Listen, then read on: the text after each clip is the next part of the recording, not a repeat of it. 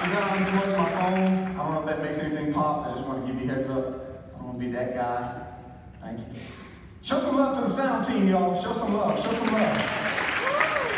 I'm gonna be honest, you go to some of these things, and there are parts that no one sees.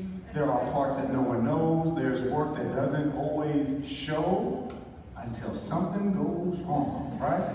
So when it's right, I always like to honor that. Same as in our classrooms. Sometimes we forget. You know, I came from a school in Louisiana that I had developed. Two programs, one in Texas, one in Louisiana. Coincidentally, both, when I started them, they had about 20-something kids in the whole band program, 6th through 8th. By the time I finished at both programs, we had 50% of the school participating in the band. And I don't say that to brag or impress, but to just impress upon you something. As wonderful as numbers are, they don't tell the whole story.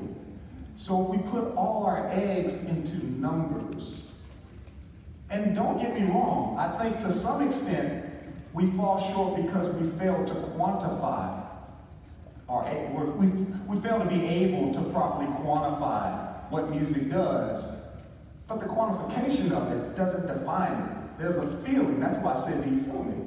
There's a feeling you can't really explain, you just have to experience. Like if somebody came in 15 minutes, there's no way I could explain what happened 15 minutes ago. You had to be here, right? And that's why kids wanted to be a part of that class, because they're like, man, did you see what happened today? You had to be there. And I'm gonna be honest with you, there was nothing I did in my classroom that was ever outside of my skill set. That's why they call it a skill set. You have a set of skills that if you utilize them, you are magnificent to them. How do I know that? Because I've had kids shed tears to sound like me on my worst day. And again, I'm gonna say that it sounds kind of braggadocious, but I need to unpack this. Somebody said, man, Mickey, why do you keep teaching 4th grade band? Because I feel like it keeps my heart pure. Because I'd probably be an arrogant something if I didn't have an 8-year-olds. Because working with an 8-year-old and watching them get it, man, if that don't get you hyped, I don't know what will. And then it puts things in perspective that kid got excited about a note that none of you would have applauded had I played it. But in the hands and the heart of a child, there's nothing more beautiful. And then it reminds me what a powerful gift I have, that we have, that often we don't use. Speaking of gifts, I had somebody give me in the earlier session, I'm gonna ask for another gift, if there would be anybody so bold, so kind, to video. Somebody said, Mickey, why do you video these? Because what I found out is this, that when I leave a place, by the way, you're not gonna find this presentation anywhere. I don't have a stock presentation, okay? So like, this is a world premiere, and after this, it will never exist like this again, much in the form of jazz, right? Improvisation. So what happens is, usually some magic happens that someone appreciated, and then my heart breaks because somebody comes back later and says, Mickey, can you share what happened in Michigan? And I'm like, I don't remember exactly how I said it. So if you can help me with that, I would appreciate that. And also too, you know, it just helps us stay encouraged in a powerful way. So thank you for that. Now, with that being said, we're talking about setting up our classroom sound. We know how to set up the sound for the students. We know how to set up the sound of the instrument. But what I'm talking about is, you're setting up basically your stage. Your classroom should have a feeling. It shouldn't just be a lesson. As a matter of fact, I don't even teach a class anymore. I stopped teaching classes years ago. Let me let you on a little secret. Children don't like classes. Like, think about it. Why are we presenting it as a class? They've already told us they don't want that. So what I do is, I create an experience. Do you know that your classroom experience is something that lasts longer than a lesson? A lesson lasts for the period of the class. An experience is something that lasts for a lifetime. When you close your eyes, those that were here this morning, you remembered and felt an experience. You didn't remember a particular lesson. Now, we need the lessons. Do not go to your administration and say, Vicky Smith Jr. said, I don't have to write a lesson. I didn't say that. I just said as you're writing the lessons and you're formulating that, make sure you think of it more like a presentation. For example, I didn't have time to get everybody in one accord. So what I decided to do was, I felt myself feeling a little, look, can I be transparent today? Can I be honest with y'all? Okay, I literally flew from Los Angeles to here.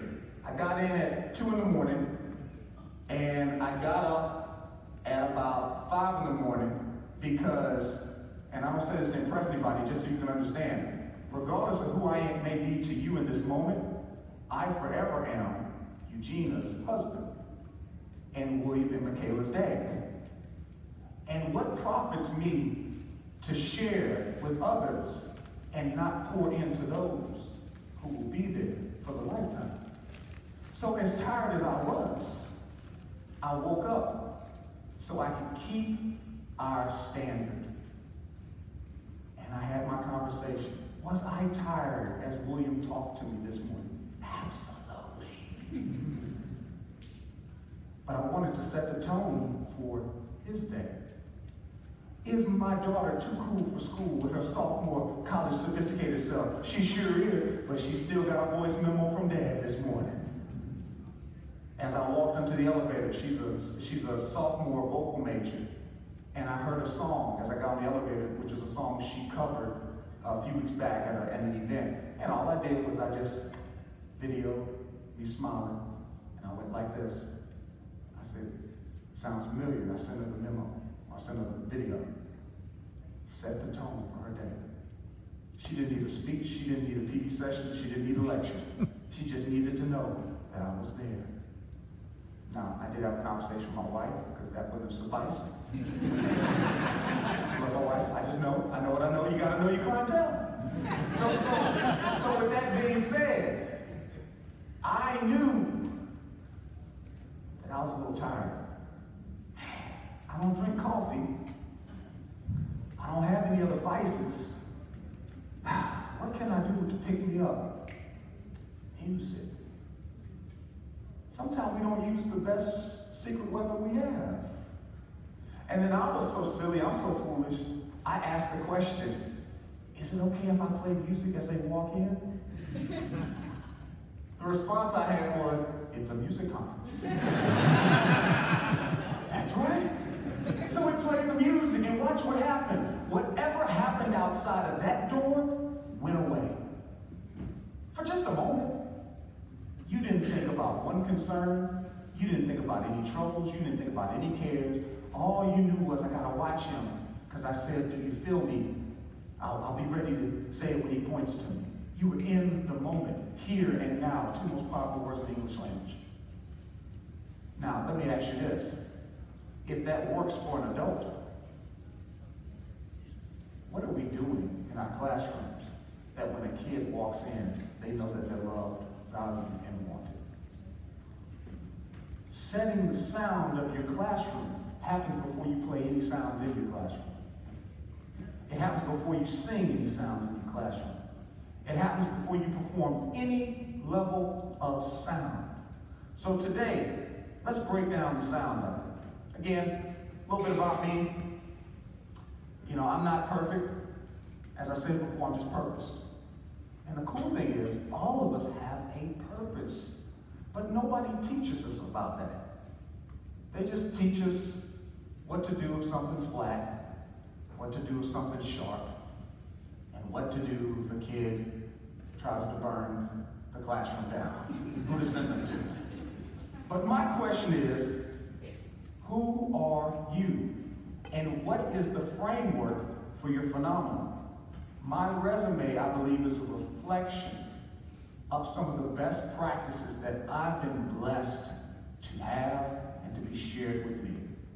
There's nothing here that I necessarily invented. I just refined and then defined it for my program. And I found that when people started seeing the success of it, they begin to take elements of it. And I begin to give those elements freely. So today, I want to share some of those with you. We talked about setting your stage. You can see some of the things that we'll talk about today. But it's not going to be pie in the sky generality. This morning I gave some general stuff. Today I'm going to give you some nuts and bolts. And watch this. I have had people come into my classroom, say, Mickey, show me how to do it. And they watch it, but they like Daniel's song on Karate Kid. They get mad because I'm showing them how to wax a car. You didn't show me anything, Mickey. I don't think I'm going to have that problem here. But I need you to understand that so much of teaching has no thing to do with what you're teaching. You can't get to the heart of the matter if you don't reach and address the surface level issues. I'll never forget my wife, who was a literacy teacher, lives with me, obviously, hears this all the time, but even she thought to herself, that's just music. I'm English, it's different. She never said that, but I felt that. Eventually, she ran into a situation to where she became very, very frustrated in her classroom. She was having the inability to manage the classroom setting the way that she wanted. She asked me, finally, she's like, what do you think I should do? I said, well, I can't tell you exactly what to do, but I would suggest that you do this, this, and this. I felt like a doctor. Take 2 of these and call me in the morning. Later that day, I totally forgot about our conversation the night before because I'm teaching.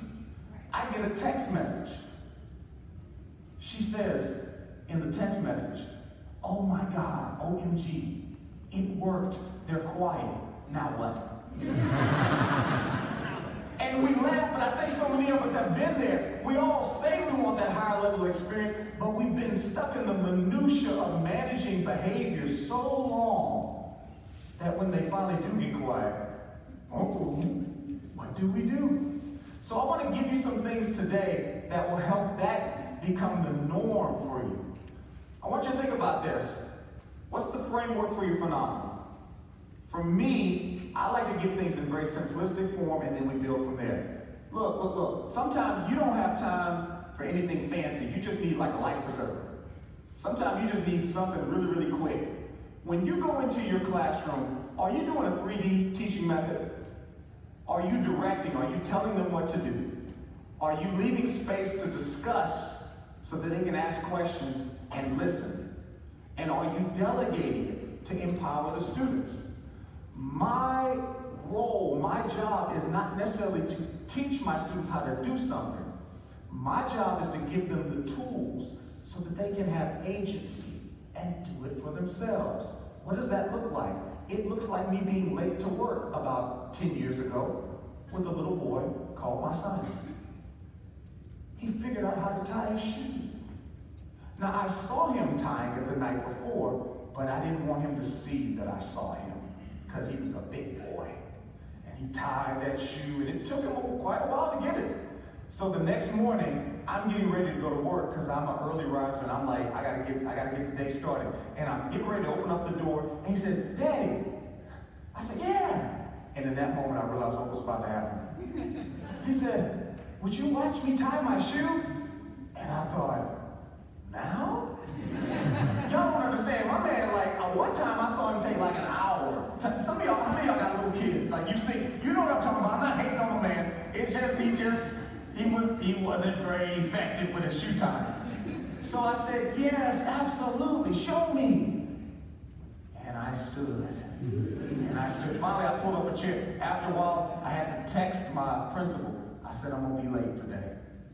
I'm gonna be late. And she got somebody to cover. It's good to have people that have perspective.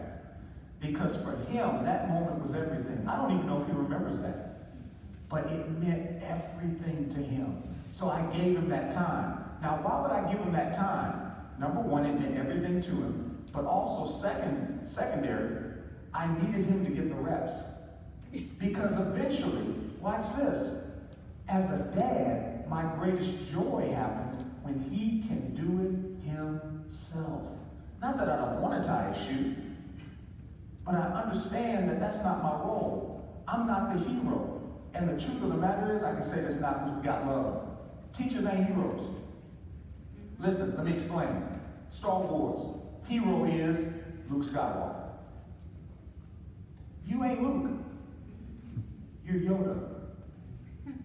Yoda was the sound adult. Doesn't mean he wasn't significant. But my role is not to be the hero and come in and save them every 5 seconds. If I save them, I actually cripple them. My role is to empower them. So let me ask you this. Do you have frameworks that allow them to run the situation? I tell my kids all the time, I'm going to boss you so that you can be a boss and so that you can make boss moves. Isn't that a nice way of saying, follow directions? That's all I'm telling them.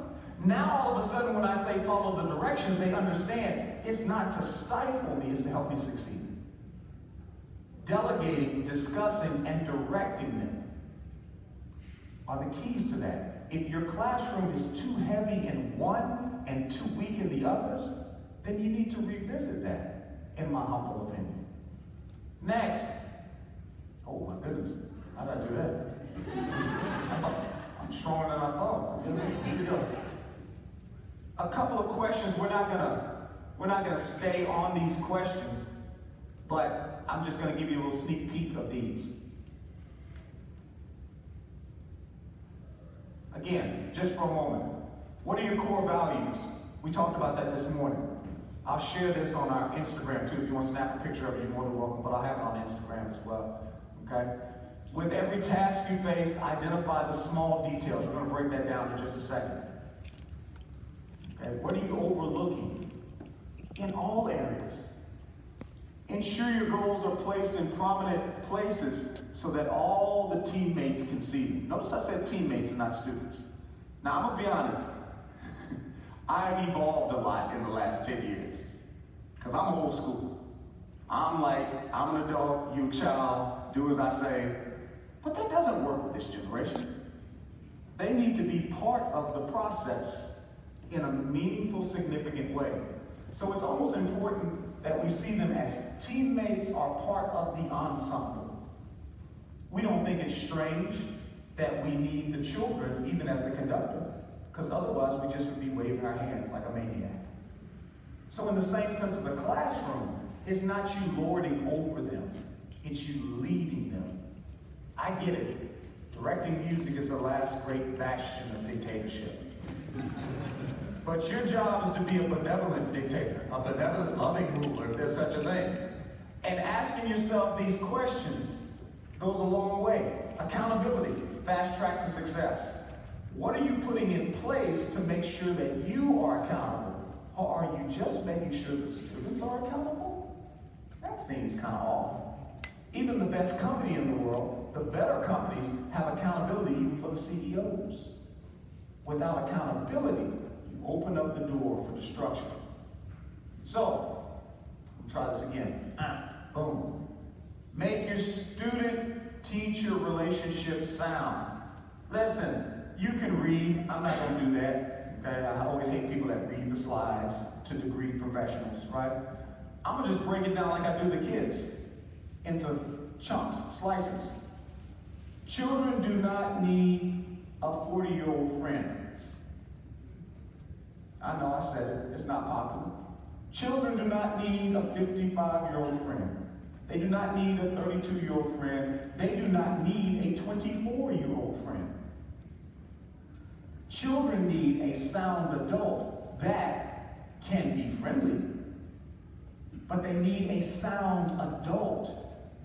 What does that mean to be a sound adult? Basically, when we talk about being a sound adult, we're talking about somebody that's consistent, somebody you can count on, someone that they can trust.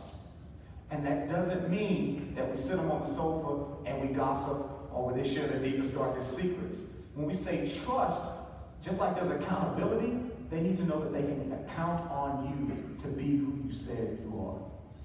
For those of you, I'm not going to ask for a show of hands, but I've had some folks come up to me and say, Nikki, I was already familiar with you. First time meeting you, but I follow you on social media.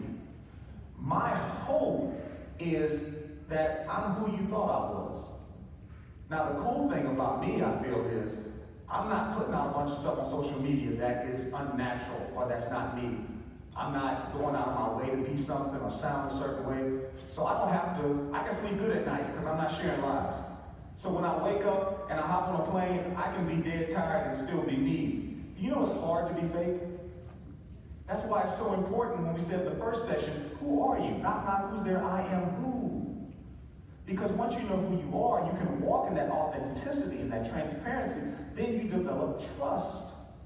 Again, it's comical to me that my students say, he's so kind and we love him. Because some days I feel anything but kind, but I am trustworthy. And I tell them all the time that what I'm doing is for your benefit, and it's steeped in love. I'm not saying this because I'm in Michigan, but I literally just posted something a few days ago from the coach, Detroit Lions, and he talked a couple years ago about, hey, we got to put the pads on and we have to hit. I know the other teams aren't doing it. He said, but guys, I'm doing, you know I love you. I'm doing this for your benefit. Yes, you're going to hurt. Yes, it's going to be painful. But what's going to happen is we're going to be conditioned and we're going to be ready in a way that others aren't. And you can tell, even though nobody said anything, when those cameras panned around, you can tell that those men believed him. You show me a classroom that achieves. I will show you a classroom that believes in something or someone. And that's a direct relationship of trust. They need a sound adult. So, when we talk about how do we develop the trust, because you keep saying that, Nikki, you need a map. Who taught me that? One of the brilliant, greatest minds that there has ever been for teachers or folks in general. We all know her, Dora the Explorer. My girl Dora was out here winning every week. She never lost, like a ball, never lost. How did she never lose? She used the map. And you know what's funny? As teachers, we try to take children. I've seen people try to take children to a place and not tell them. Remember the clap we did this morning? Happy birthday to you. So there's teachers that are like, I know exactly what I'm doing. Come on, kids, let's go. You're taking children to a place they don't know where they're going. When you do that in a classroom or in life, that is a felony. It's called kidnapping. I want you to, let's not be deep. If you take children against their will to a place you haven't told them you're taking them, that's kidnapping. And we wonder why people are resistant. I've never seen anybody willfully be kidnapped. There's always resistance, there's fight, there's pushback. Somebody said, Mickey, I see your live videos and your students don't give you a bunch of trouble. That's because it is very clear where we're going every day. And if they have chosen to enter through those doors, they know exactly what they've entered into. It's no surprise. So let me ask you this, when I come into your classroom, does everybody know where they're going? Or do you have a bunch of kids saying, are we there yet? Are we there? Where is there? I don't know. What time is it?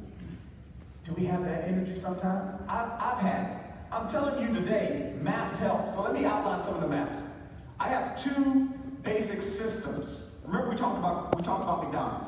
Multi-billion-dollar business, basically run by teenagers. How? Because there is clarity, right? There's vision, there's intentionality, and there's consistency. So what I do at the beginning of the school year is I get, look, this is high tech, guys. Y'all ready for this? Super high tech. I get Post-it notes. And I give every kid a Post-it note.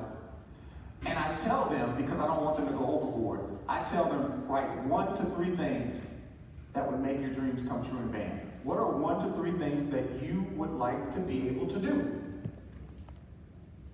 Like, what would you like to do on your instrument? Because here's the deal. The dreams are in the room. They all signed up for your class because they had a vision. That's the crazy part. And sometimes that's why the kids are resistant, because they showed up with vision, but the director ain't got vision. So my question is, have you visioneered? Have you engineered your classroom? What is that, Mickey? I take all those Post-it notes and I look for some commonalities. It takes me a minute. It takes me maybe an hour to look through all 3 classes, 4 classes, 5 classes, 6 classes. It takes about an hour because they're not writing the Declaration of Independence. That's why I put on Post-it notes, right? And I look, and if I see some commonalities that keep coming up, I say, ooh, this is what the people want. Like the song say, got to give the people what they want. That's what I'm doing. And I write it down. Ooh, everybody wants to play faster notes. Okay? Everybody wants to play more notes. That may be a 4th, 5th grade goal. little goals are so cute, but they're significant. And when we actually get past the baby talk of it, they're actually pretty sound goals. Why would you give somebody something they didn't ask for? Could you imagine going to a restaurant and you ordered a steak, and then the waiter comes out and says, oh, here's a salad. I looked at you and I made the decision. You wouldn't be satisfied. But so many of our kids are telling us what they want, and then we give them something else. I let them set the menu. Now, I do supplement it because sometimes they may want chocolate. I gotta give them some vegetables. But I make sure, just like a Happy Meal, come on McDonald's, I make sure that within the food that there's a treat. Every month. So if I'm looking at this, if I'm fourth grade, August consists of orientation, horn trials, demonstration, theory review. If I skip to October, watch this. Well, I go to September, fourth grade, horn assembly, level 1, which I'll break down. First note F, that's right, you heard it, 1 note for the month of September. Now, I tell a kid, take your horn home, take your book, learn 50 notes if you want. But our focus is going to be that 1 note. Now, if we successfully master that note, can I move forward? Absolutely. But I have to set a standard for them to stand on. Why? Because later on, when I want to celebrate them, now I have something quantifiable that I can say, you're a winner. And it's not just, oh, that's just Smith saying he likes me. No, guys, the data shows it. How many times we heard that in the faculty meeting? The data shows it. You guys are amazing. You know, I've never had a group that got all 4 things by week 2. Now they're proud. Whereas if I just said, good job, that's not phenomenal. I need framework for them to see they're phenomenal. And every month I have that. That allows me to focus in on 1 thing a week if I need to. That doesn't mean that my entire class is just concert effort, okay? But just like Sesame Street, there's a theme. The theme this month is concert effort. The theme this month is level 1. The theme this month is our first lesson sheet, which introduces the notes through a series of letters, not the staff. Because I need them to win fast. Because we serve an instant gratification society generation. And if I do not give them some fast food first, I'm going to lose them to another restaurant. I tell my kids all the time, hey guys, I'm going to teach this to you wrong so you get it right. What does that mean? That means I'm going to kind of skip some steps. Matter of fact, we're not always going to read letter names. There's going to come a day where I say do not write in letter names.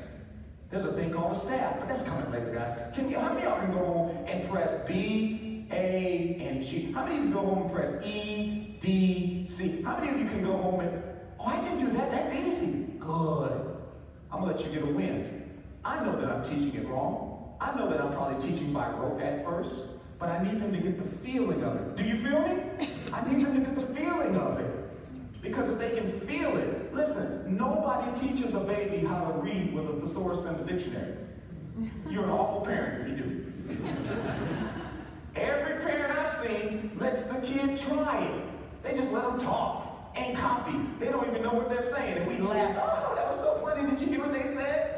Kid don't even know what they said. And then after a while, they develop an awareness and understanding of what they're saying. And they develop the ability to articulate it clearly. And then we send them to school after they've already developed fluency and ability. And then we then say, that sound that you've been making, it looks like this. It looks like a letter A.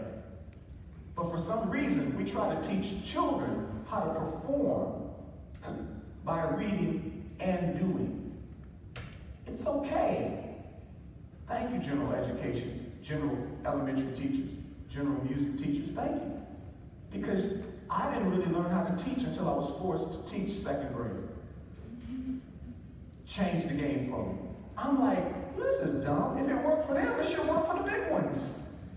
Because the big ones are just little kids in disguise. Right? So that's where this breakdown comes from. I would challenge you, this is not anything deep. I just increased the font to like 60. And I just typed out the things they wrote, and I printed it out, and I put them all on a wall, and I made my instructional academic matrix. I call it I am. Because if I'm a kid, I can walk into the classroom any given day, and I can see exactly who I am supposed to be at that moment. and it empowers me. It gives me agency. I don't need Mr. Smith to tell me I'm a winner. I can look at the wall and see it for myself. I can come in at lunch and practice more proficiently because I don't need Mr. Smith. No kid really wants an adult to tell them what to do. They need us to, but they don't want it. So the more things that you can do to post it visibly, they can see who it is they're supposed to be. Why is that important? Because if we get so busy setting up our to-do and not our to-be, we lose. I'm not giving you a to-do list. I'm helping you create their to-be list. Why? Because the last time I checked, we're not human doings. We're human beings. And if you can show them their being, that's why I asked you to consider who you are. Because when you know who I am, then that changes what you do. I'm telling you, it may sound kind of deep, but it's not. It's so simple. It works. The next thing, after I teach them I am, instructional academic matrix, I teach them who they are every day. What is the R? The agenda, the routines, the expectations. These things are not deep, but they're incredibly effective. When you come into my classroom, there is no space for you to get out of line. But I'm not being ugly. I'm just being very definitive. When you walk in, boom, I'm gonna hit you with the I am. Dang, I gotta be great today. Oh man, the agenda. Oh, he took away all my excuses. How did that come about? Because very early in my career, I got really sick of kids. What we doing today? Man, don't ask me that. First off, we doing music. That's the dumbest question ever. I'm sorry, I'll tell them that's a dumb question. I ain't saying you dumb, but that question sure sounded pretty dumb. Well, what are we doing today? Hey, you don't have to ask me. You can do it yourself. Go check it out. After a while, it becomes the norm. And then what you do is you plant some moles in the class. You plant some kids. Hey, Billy, do me a favor. I need you to be a band bully for me. What's a band bully? Oh, he's a kind soul who makes sure that everyone in his section is better than the other sections. Well, how do we do that? Well, when you guys come in, can you just make sure that everybody knows what the band agenda is? Oh, Billy be getting it, y'all. Billy gets it. And I find a Billy bully in every section. Next thing I know, I don't have to say anything. If anything, I have to be kind of careful because they're like, hey, get the theory out. They're like ready to fight. So we make sure that everybody has direction, vision, intentionality. Then, after I have the agenda, okay, then we have the routines. I really started this for 4th grade, and then I found out, oh, they all kind of need it. So I just put it on the wall. You'd be surprised. There's so many. Listen, I'm not here right now. I'm not here in my classroom. Oh, they're in my classroom. I'm not there. But it's still working. I have informants. I had people checking in on me. And I had a couple of core teachers come in and go, oh my God, your kids are amazing. And that's weird because he was awful in my class. It's just because they know what to do. They know how to do it what? The band way. I defined it. I quantified it. So when they come in, they know exactly. And watch this. How many of you have had trouble getting a substitute? I never have a problem. I got people like, well, I want to sub for them because it's so clear. What Geico say, even a caveman can do it. It's so clear, even if I don't have any music background. If I got half of a degree, if I got a diploma, I can read. Hey, Billy, personal belongings on the shelf. Dang, how did she know? And they so silly, they don't realize that the sub can read. How did she know? Because she can read, right? So we go through these things, but so many classrooms I go in, there's no definitive direction to what's happening. And then finally, the code of what used to be conduct, but I changed that name because there's way too many codes of conduct. And that sounds negative anyway. I call it the code of cooperation. The code of cooperation is the code it takes for us to work together. Why? Because life is better when we band together. Listen, I don't want to give Billy a don't. Don't do this, don't do that. A don't is a dare to an 11-year-old boy. Go tell an 11-year-old boy don't do something. Well, you might as well just gave him a thing to do. But if I say, do this, Now that little mini man inside of him, like, I can do it. Yeah, go do it, Billy, right? You want to empower them with directives. So, in this case, I don't have rules. I have a GPS. Remember, it's a map. I have a GPS. Guidelines, procedures, and systems. Doesn't that sound better than rules? And when I tell kids the GPS will take you to your place of success, just like this phone, if I don't operate it right, it won't work. We all know my dad's 90.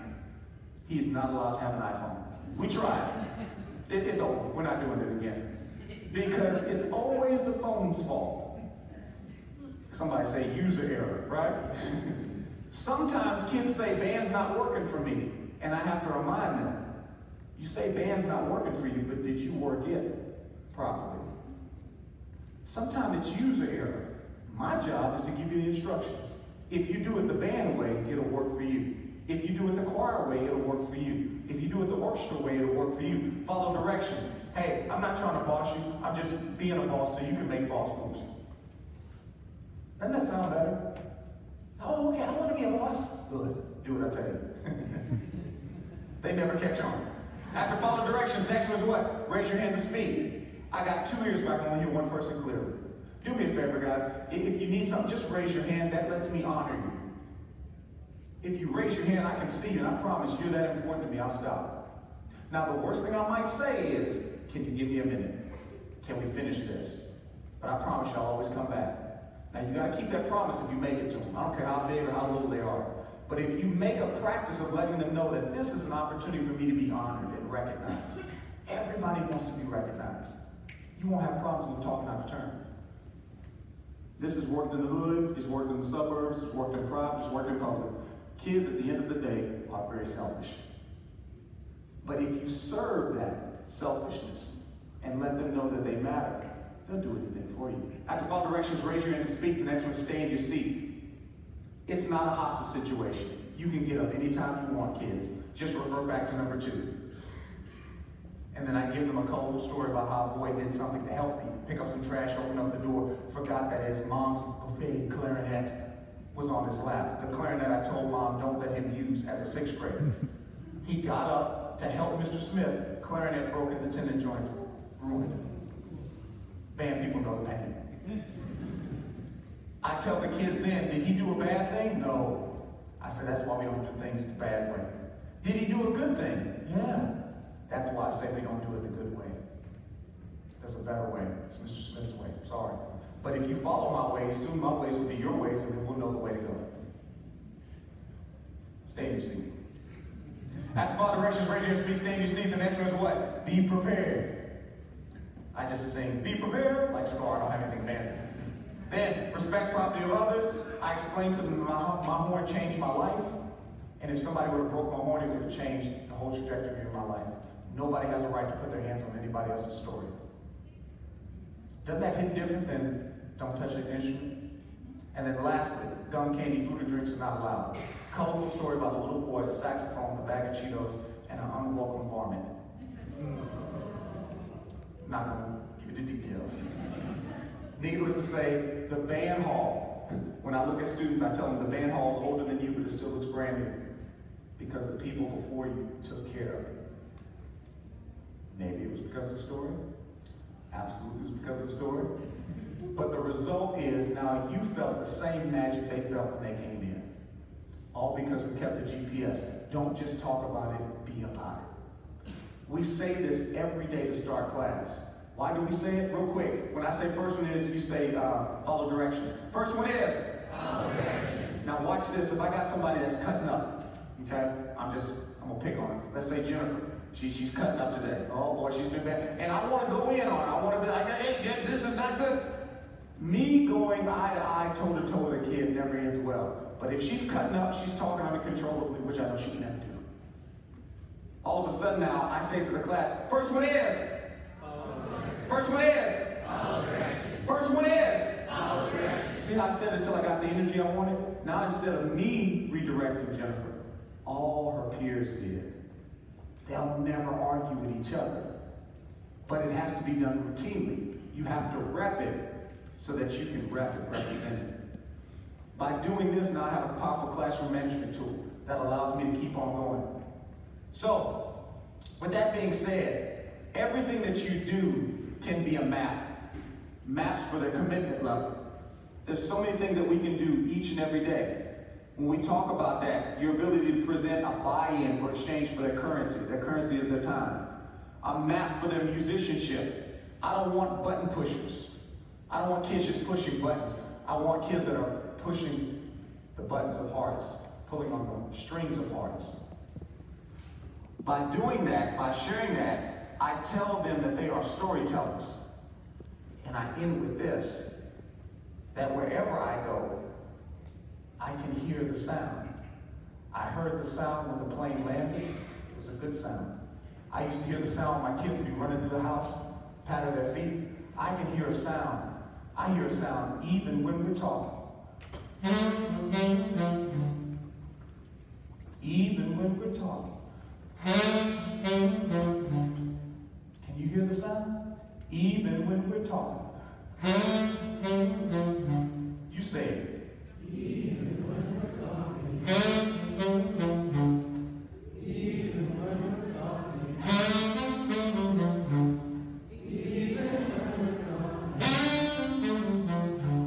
Even when we're talking.